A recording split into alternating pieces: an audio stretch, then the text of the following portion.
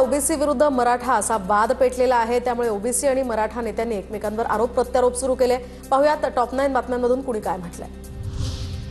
विखे आला आणि महाराष्ट्रात विखार पसरवला। छगन भुजबळांची मराठा उपसमितीचे अध्यक्ष विखेंवर टीका, तर जरांगेंच्या वारंवार भेटी घेणाऱ्या विखेंना सोडणार नाही, भुजबळांचा इशारा। आमच्या डीएनए मध्ये ओबीसी मुख्यमंत्र्यांकडून आधीच स्पष्ट, तर भुजबळांना भेटून समजावून सांगणार। दिवाळीनंतर ओबीसी नेत्यांशी चर्चा करणार, विखे पाटलांची प्रतिक्रिया। मान्य न्यायमूर्ती शिंदे साहेबांच्या समितीच्या माध्यमातून जे निष्कर्ष पुढे येत आहेत त्याच्यावर आम्ही अंमलबजावणी केलेली आहे। मला वाटतं एकदा मी स्वतः न्यायमूर्ती शिंदे साहेब, मान्य भुजबळ साहेब आम्ही एकत्र बसून मला वाटतं हा जो विसंवाद वाढत चाललेला आहे तो आम्ही दूर करू। आपल्याच ओबीसी व्यक्तीची प्रतिमा मलिन करणं योग्य नाही, भुजबळांचं चुकलं। वडेट्टीवारांना बोलावून समजावू शकले असते, तायवाडेंची प्रतिक्रिया। तर कोण तायवाडे म्हणत भुजबळांनी प्रतिक्रिया देणं टाळलं। आपल्या समाजाच्या एका उभरत्या नेतृत्वाकडून जर अशी चूक झाली असेल तर ते आपसामध्ये बसून मिटवायला पाहिजे, परंतु अशा प्रकारे पब्लिकली त्यांच्या समोर हा दाखवून समोरच्या माणसाची प्रतिमा हे कमी करण्याचा जो एक डाव आहे, मी असं म्हणेल, तर वावगं होणार नाही। छगन भुजबळ बीडमध्ये दंगल घडवणार, गृह मंत्रालयानं भुजबळांचा जामीन रद्द करावा, मनोज जरांगेंची मागणी। तर जरांगेलाच अटक करा, आमदारांची घरं कुणी जाळली, बीड कुणी पेटवलं, भुजबळांचा प्रतिसवाल।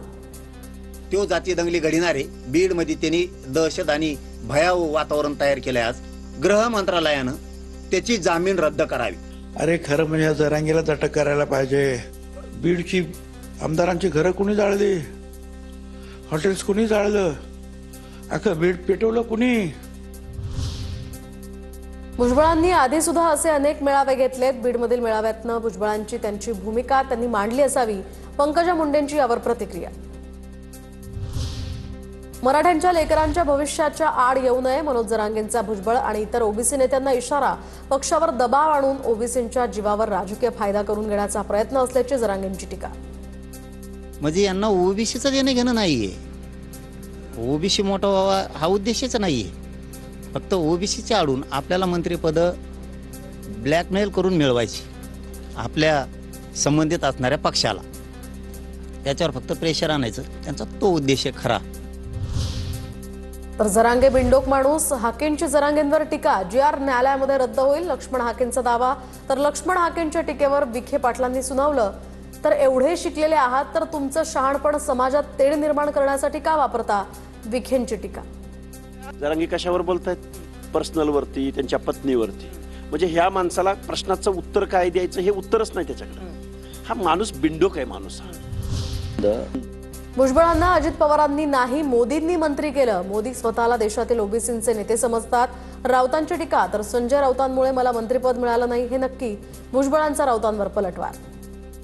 छगन भुजबळ ज्येष्ठ नेते आहेत, ते मंत्रिमंडळात आहेत आणि त्यांना मंत्री का अजित पवारांनी केलं नाही, त्यांना मंत्री नरेंद्र मोदींनी केलेलं आहे। एकदा मला उद्धव ठाकरे बस, तुमच्यामुळे नाही मिळालं एवढं मात्र नक्की।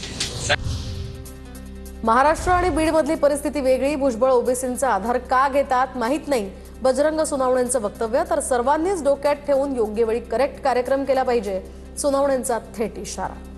बीड जिल्ह्याची परिस्थिती वेगळी, आदरणीय भुजबळ साहेबांचा विषय महाराष्ट्रातला वेगळा आहे। आता ते ओबीसीचा आधार का घेतात मला माहित नाही, डोक्यात ठेवलंच पाहिजे, वेळ आल्यानंतर करेक्ट कार्यक्रम सगळेच करतील।